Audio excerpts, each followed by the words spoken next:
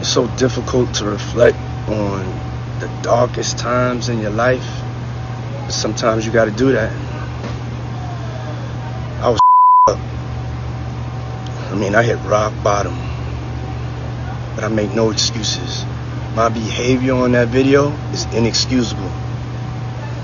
I take full responsibility for my actions in that video. I'm disgusted. I was disgusted then when I did it. I'm disgusted now. I went and I sought out professional help. I had to go into therapy and go into rehab. Had to ask God for His mercy and grace.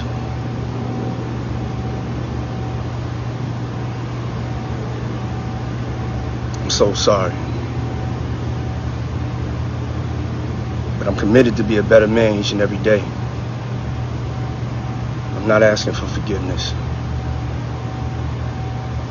I'm truly sorry.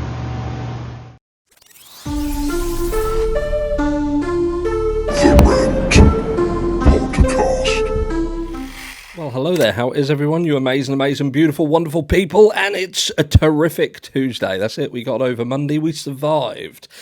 We made it together, and we look amazing for it. Well, you do. I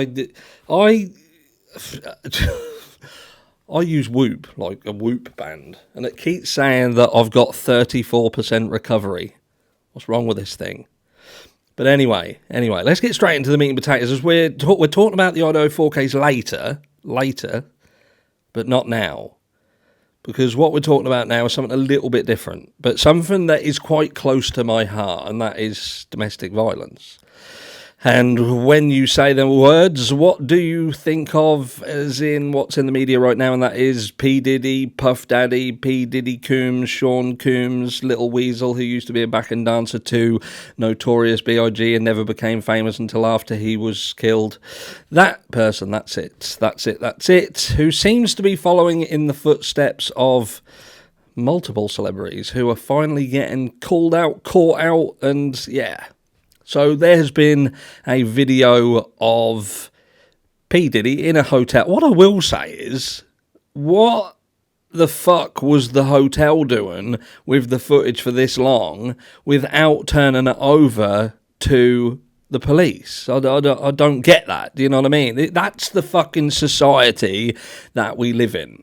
Do you know what I mean? It's a mockery that the guy's walking the streets now. He's out and about, and people all say, look, he's out and about because there's an ongoing investigation, this traffic and stuff that's going on. But ultimately, if the guy's guilty, which I can't say he's guilty, but he fucking looks guilty, doesn't he? He's a ticking time bomb, and he's been left out on the streets, man. He's been left out on the streets. He's roaming the streets as what I would say is a ticking time bomb. You know, if someone else is hurt, then on the system's head be it. But anyway, I digress. So there's this video of him beating up Jesse Ventura, his then girlfriend, and he's come out, and you saw at the beginning of this video, he's done this apology, where he says he's not going to make up an excuse, but he is making an excuse. He's saying, I hit rock bottom. No, that's not rock bottom, what you hit there. That's the pinnacle. That's the pinnacle of what power and money, control, paired with narcissism does. And you think that you own not only the world, but the people around you. And you think that you can control them. You think that you can act in the manner that we saw in that video without there being any penalty for doing so. There is no comeback because you think you're above the law. And it seems that certain people are above the law. And in fact, when you see people get caught, it's almost like, right, that the law is forced into taking action because the world is watching. The world is now watching, so what do? And it shouldn't fucking be like that.